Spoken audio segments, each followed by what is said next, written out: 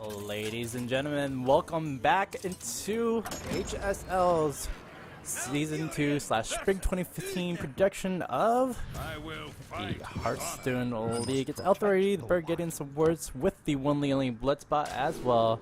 As we start up this matchup, very fast. Keyo is going to be playing up into the Paladin, and we do have ColdButKind going to be playing into the Druid. Need invites. But yeah, what do we see? What do we hear? How are the sounds? How was your day as well?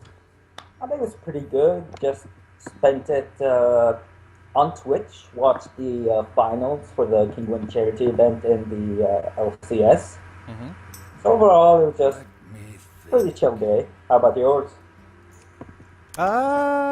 It's good. I mean, I watched Kingwin, I watched some LCS action. I'm also a league caster, if you guys didn't know that. So, doing some double duty action. I also watched some of the Hearthstats games yesterday. Ari, man, it's a pretty interesting character. So, good stuff coming out from there.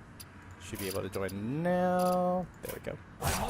Alright, we have the Paladin versus Druid matchup. I normally put this matchup in favor of the Paladin due to the fact that equality, or just the equality consecrate combo, can screw over the Druid so badly, especially if it's the taunt Druid. You know, you have your Ancient of War, but then it turns into a 5-1. And it's also very difficult for Druid to deal with all the little tokens that Paladin makes unless they have a swipe. Which is really important in the beginning game, and we don't see a swipe yet for ColdButKind, like you were saying. Some aggression. Big game Hunter going down as well, and it looks like he knows he wants to get this very aggressive starter going on. Yeah, I'd rather have seen him just keep the big game Hunter just in case ColdButKind runs Dr. Boom, because nearly every deck runs Dr. Boom. It's just a good idea, just keeping it in your hand. Although he did play it on curve, so he couldn't have foreseen the keeper drop. Unfortunate, as we did see that go down. So you do see the coin coming down, so we're going to have a Sylvanas come into play. But 20 damage, or 10 damage already on the Druid. Let's start off some major, well, damage dealing to ColdButKind. So ColdButKind's going to try to get this around with the Sylvanas. Do you see a Consecrate? We do have a Sylvanas of Keyo's own trying to rock it out. Sludge Belcher going to play? Would you go with the Sludge Belcher? Or, yeah, the Quartermaster probably wasn't anything, so it shouldn't be going that way, right? It was either a Sludge Belcher or clear out the board and then Consecrate. I think he wants to keep up board initiative versus ColdButKind, since Sylvanas on her own isn't really much of a threat. So he's just putting on more pressure, you know, just to prevent, you know, big things coming down from the Druids. Gotcha. Interestingly enough, we do see the heal / the kill onto the zombie chow, so 5 health going back to ColdButKind. So he's going to be a little bit more healthier. Like you said, or like we're going to see probably a Consecrate come down. Although, Keyo's in a tough spot.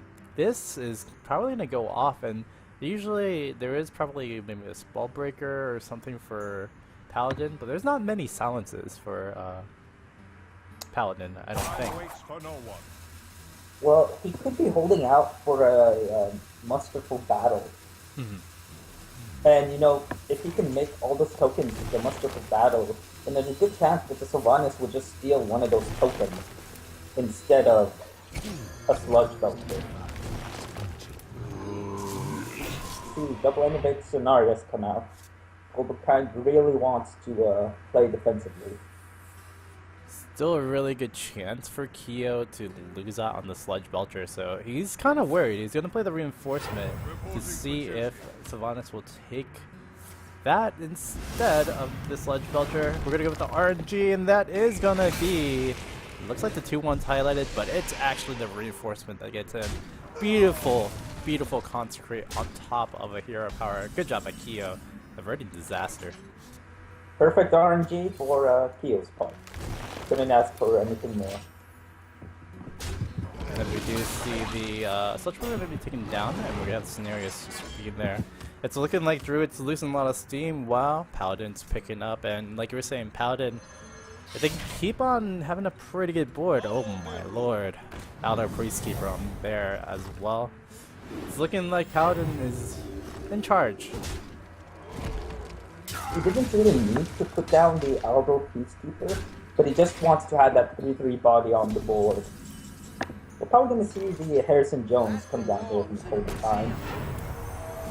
Which is a big one then, because we do need to see some more draws coming up from Harris or from ColdButKind. And ColdButKind is going to go pick up a Shade next to Ramos.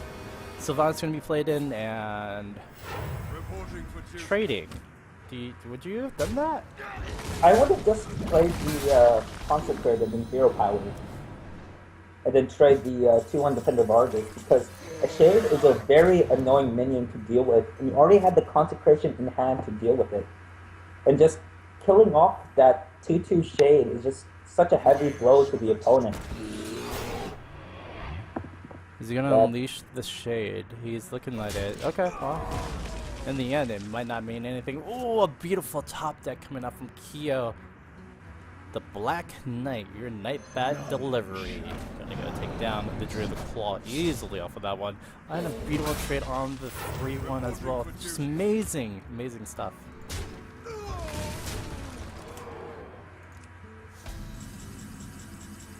As we do see the Druid of the Claw number 2 going to be picked up, but ColdButKind is still pitted against, does have combo, so does he use it now?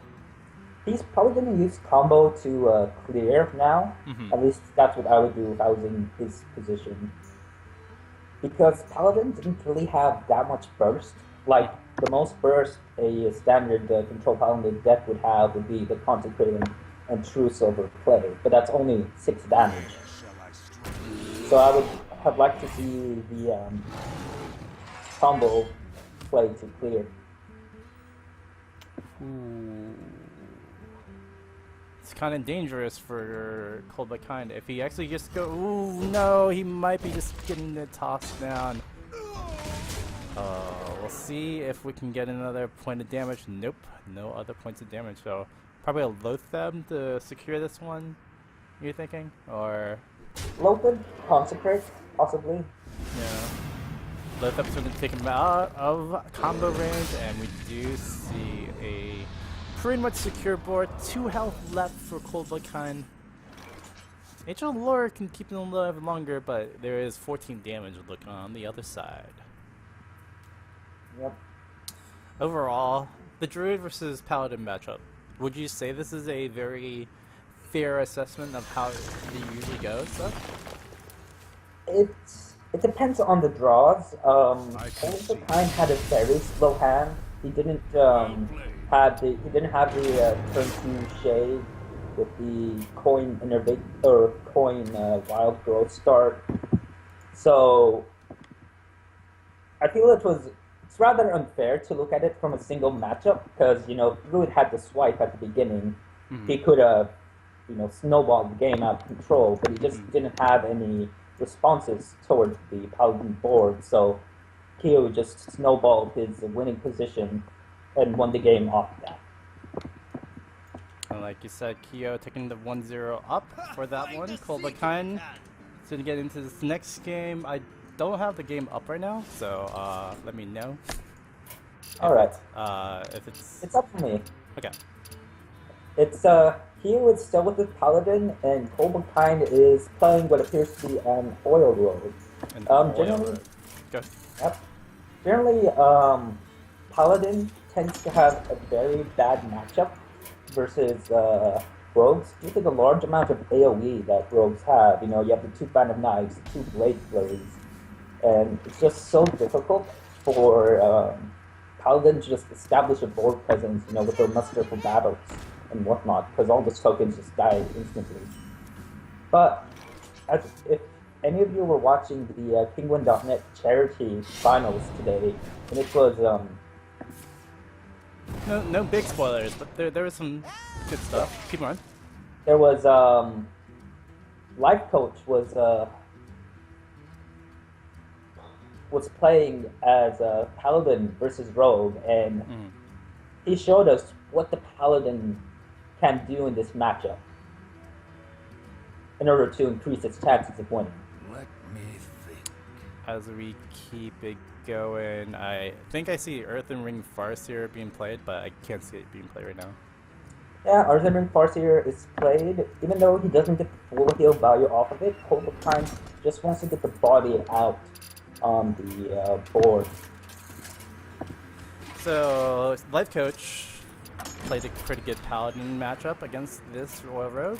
Can Keyo do the same thing? As you did see the Muster for Battle go down in turn 3, or you see now, obviously.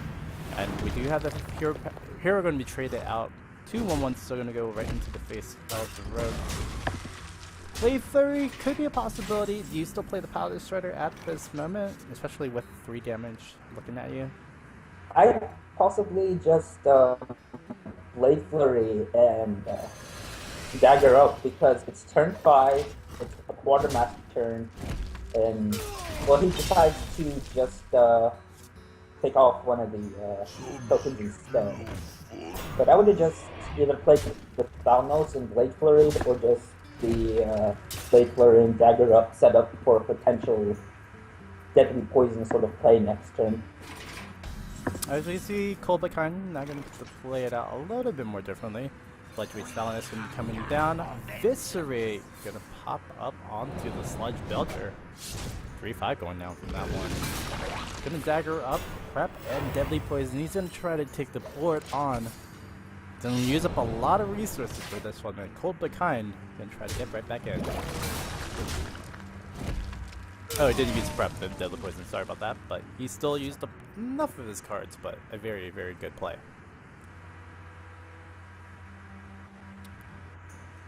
Keyo going to go in, gets the Outer Peacekeeper on the 1-2, trades out into the Legendary Thalnos, recycles a card, Tinker's Subshard Oil yet again, so again, we've seen Oil Rogue, we saw a lot of Oil Rogue yesterday. Oof, Evan Van Cleef in the hand of ColdButKind. Is it a big turn this turn, or are you doing like a Lothab, kind of slow play it right now? Well, I would have liked to see Keyo drop the Zombie Chow last turn, but we haven't really seen any big removal come out from the Paladin yet. Like, we only saw the Aldor. He might have a second Aldor in hand, because he only used it on the Shredder. He doesn't know that Keyo doesn't have a second one. But also the equality play. He didn't see any equalities last game, so he probably thinks that Keyo runs maybe 1 or 2, and we see the equality play right here. And there goes Van Cleef. Amazing play for a player right there, as you said, and we got the quality down onto 6-1 Van Cleef. Unfortunate. Backstab is a viable target. He's going to go backstab the unfortunate Sludge Belcher. Trade it into the character, and then probably just pass. Yeah, Lothab. Would you use your dagger charge on to the 1-2? Nah, I'd save it, because next turn is a possible muster for battle and quartermaster turn. So if Keyo does that, you have the Blade Flurry up in order to counter that sort of play. And also, to talk about the drop. Reporting for duty. Talk about the what? Excuse me, something. No problem. So the draw just came into play. We got the Sylvanas going down off of Keyo. Now this Auctioneer not as safe as it would be, unfortunately, because the Sylvanas could be a big, mean stealer of secrets. We do have the hero power going to be traded out onto the hero. Trade out to the 1-1 token, and 5-5 is just going to go right into the face for Keyo. So we're going to play it very passively still. Keyo could go for a board clear, which maybe is the best way, and ColdButKind kind of wanted to save the gadget in the Auctioneer for sneaking backwards. On the main end, Keyo is going to trade its life in, so he's going to take 5 damage, ultimately 3 damage with ability to heal. from the True Silver Champion. Knife Driller is going to come into play, and we have to reinforce, put on some pressure. We haven't really seen any Phantom Knives, Blade Flurries yet from ColdButKind. Would this be the turn to do it? Possibly. Except I would have done it before playing the Violet Teacher, but I suppose he's banking on the fact that Sylvanas might steal the 1/1 token instead of Violet Teacher. But if it does take the Violet Teacher, it would be very unfortunate for ColdButKind. Oh, takes the 1/1 token. We won the 2/3 bet. And Printer's Sorcerer is going to go down. Could go for the trade. Actually, it goes into the face and trades into 1/1. Did it kind of lag out for you, or? It sort of froze for a few seconds, but I would have liked to have seen him trade the apprentice into the teacher and then hit the teacher with the True Silver. Gonna see Auctioneer come down here and cycling Deadly Poison. You can draw a card and make a token. Exuderate is not really the card that we want to see off the top. Something more like Sap or Eviscerate would probably... Yeah, Eviscerate would have closed off the game to do it with the Auctioneer. ColdButKind still looks like he can have this game. Ooh, Outer Peacekeeper could be good. Is it going to be good enough, though? Yeah, at this point it's far too late for Keyo, and ColdButKind does have lethal on board. Yep, with the 4/4 hero. Probably just gonna smash right into the face or something. Can't really do anything else. It is gonna be GG to ColdButKind, picking up his first win of this best of 3 match. The Royal Rogue shows again, wrecks up again. The major victory for ColdButKind. We needed that one, obviously. But what do you think? Is Oil Rogue a very secure way? I guess with the Paladin, it's very hard for the Oil Rogue to sometimes win if you don't have the cards, obviously. But the Oil Rogue has a lot of situational cards that kind of answer Paladin, no? Yeah, like if you have a backstab in hand that answers all the knife jugglers or a possible coin mini-bot play, because then you just dagger up, or pop the shield with your dagger and then backstab. And you have your final knives to deal with any potential early muster for battle play. Even Blade Flurries later on can help you clear off a Quartermaster play. There's just so much AoE that's in the Rogue deck that it's very difficult for the Paladin deck to beat Oil Rogue. As we see the hard counter to the Oil Rogue per se. We have Warrior coming out from Keyo. And do you think this choice was probably the best one? Oh yes, for sure. Warrior is one of the hardest counters to Oil Rogue. And most high-level Hearthstone players agree that the matchup is nearly unwinnable unless you run an Assassin's Blade. But since Control Warriors generally run Harrison Jones, if they Assassin's Blade, you're oiled up. Or if they Harrison Jones, you're oiled up Assassin's Blade, that's generally a win for them right there. Since all that mana and cards that were dumped into the Assassin's Blade would just turn into card advantage for the Warrior. Interesting to see ColdButKind actually not choose to attack in for 1 point of damage at least. And Acidic Swap Booze, hello! Mystery card number 1 coming out from Keyo right there. The Acidic Swamp Ooze is a good replacement for Harrison Jones if you don't have Harrison Jones. It doesn't draw you the cards, but it does get rid of the weapon. And with high-value weapons that people are running, such as Gorehowl or the Ashbring of Tyrion, or just the souped-up weapons from Rogue, from Deadly Poison or Secret Sharpshooter Oil, Ooze can often find a lot of value. Or even versus hunters who run Eaglehorn Bow. Or Bazooka as well for the face hunters out there. You lovely face hunters. I adore you, don't worry. As we do see Acolyte Ping gonna be coming out. It was a major turn. It was a 2-for-1 pretty much for ColdButKind and Keyo. Turn that one around. Very nicely played with Acidic Swamp Ooze. you have a Bloodmate Thalnos, but is that really going to be the answer for this? Don't think so. Could go for Prep and Astro Drake. Still don't like that answer as well. He's Probably probably just gonna gonna Thalnos and SI7. SI7, yeah. He'll probably get rid of the Swamp Ooze, but then that allows the Acolyte to get a free trade and a free card for the Warrior off of the Salmon. That's why do you see a Lotheb actually coming down on turn 5. ColdButKind is in a little bit of trouble. Not really anything Keyo can really do to abuse it, except for he does have a Fire War Axe, does have a Cruel Taskmaster. Gonna look a little dangerous for ColdButKind. He's probably gonna equip the Fiery War Axe, trade off the Ooze, and the Acolyte of Pain instead of the Ooze. I would have traded the Ooze instead because you have the Whirlwind in your hand, so there's potential to cycle that card off with the Acolyte of Pain.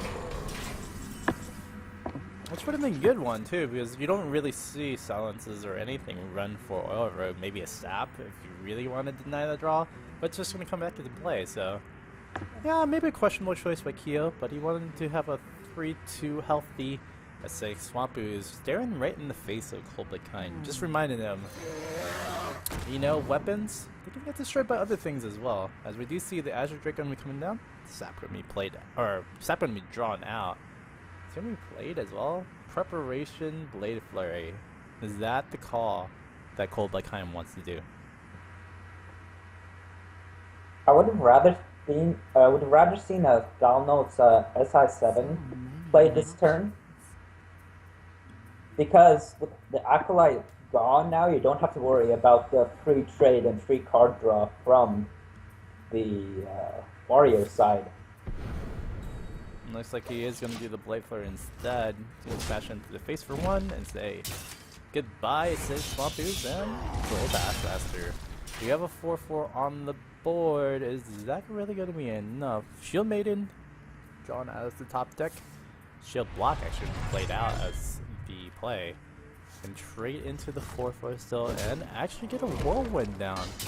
So, again, I don't think it would matter, but yeah. Point Dr. Boom play, because it's just so difficult for Rogue to actually deal with big creatures.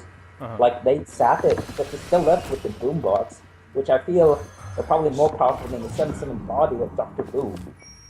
And that's if he saps it, otherwise he'd have to trade in his Azure Drake and then eviscerate it. And like you said, like in this instance, Dr. Boom is very easily taken care of, even with a Bloodmate Thalnos, SI Agent, and a Backstab. Goes straight face though, amazing. Oil Road taking a little bit of cue from the facial tactics, actually going to hit a Dr. Boom, or a Boombot 3 damager onto ColdButKind. Could go for a Bloodmage Thalnos to kind of trade out, or go for a Sap instead. What is ColdButKind kind of setting up for? This guy's toast. He probably wants the tempo advantage gained from playing Sap, so that he'll probably just play Dr. Boom again this turn. He's probably hoping for to pick up a oil, a Tinker Sharp for the oil next turn, so he could really start to lay down the hurt onto Keyo. But we finally see that coin being used to coin out the Fiery War Axe to clean up the board. Smartly played, that's all. You guys? I would have rather seen him tank the Earthen Ring Farseer with his own hit points before playing the Shield Maiden, so he could have that armor up for a potential Shield Slam defeat. But those are just like little nitpicky things. Yeah, because he didn't have this, well, I think his second Shield Slam still in his deck, so he's gonna go Pac the 4-3 and Armor Smith come out into play. Very poetic Armor Smith coming in there. Shield Block getting drawn in yet again, and a Sludge Belter probably knocked down. Nope, Armor Smith, Cruel Taskmaster going on to the Bloodmate Thalnos. So we're gonna draw one more card for ColdButKind. doesn't really have the most beautiful hand right now. Just a sap and some zero costing spells. Deadly Poison is a good start, but it's not really gonna do too much other than possibly trade in the Armor Smith or just going straight face. Yeah, I think what he needed was Sprint right there, or the Gadson Auctioneer. Is that what I just saw? That is an Iron Juggernaut. That is a very surprising card to see. I've been seeing it in some Control Warrior variants known as Fatigue Warrior, where they run just so much more, like 2 Brawls, a Gore Howl, a lot more control than regular Control Warrior decks.